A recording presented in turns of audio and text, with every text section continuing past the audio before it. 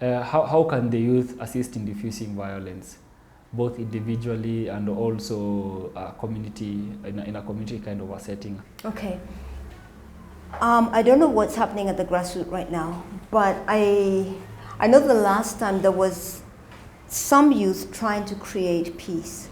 They were doing youth-like things, which were interesting because the youth came up with their own ideas of what to do.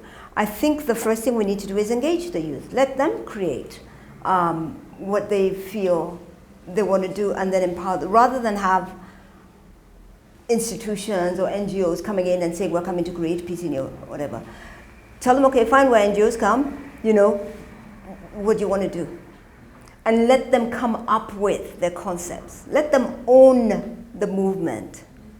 Because if they own the movement, then it means something to them. If they own the movement, then they're going to have a translation of inner peace.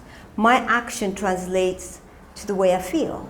And if I feel at the end of the day, wow, that was wonderful. It's my feeling. You can't take that. I'm not going to let it go, the feeling, because everybody likes to feel good. Everybody likes to feel happy. You know, so if I enjoy something, I'll learn to do it again because I want to enjoy. Everybody wants to enjoy it pretty much. So let them own it. The last time we talked to youth, they did things like they had posters, that they had the flash mob, the flash mobs in town. They had the police in on it, the Kenya police in on it. Do you know? Isn't that wonderful that when the Kenya police coming in as a face for peace, you know, brought in by the youth. They had,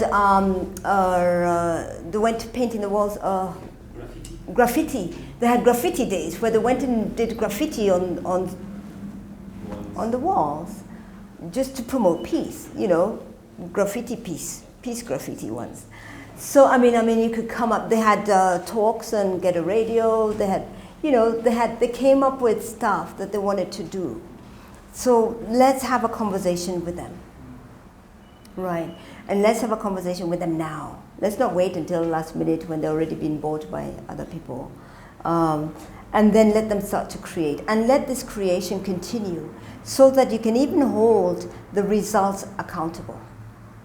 Assuming there's going to be a peaceful transition, then we continue with that movement. So that when it's the next elections, it's not something new. It's something that's been going on all through. So, you know, finding ways that they continue to create peace and develop peace and do whatever it is that they need to do. Because we're talking politics, we're talking about an external force.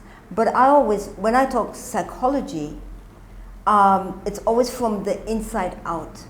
So you can also have forums for this youth. You can bring in counselors, you can bring in psychologists, you can bring in social workers, you can bring in all kinds of people, helpers, to create groups with the youth, and they can have sessions, talk about everything that aggravates them, and there's a lot.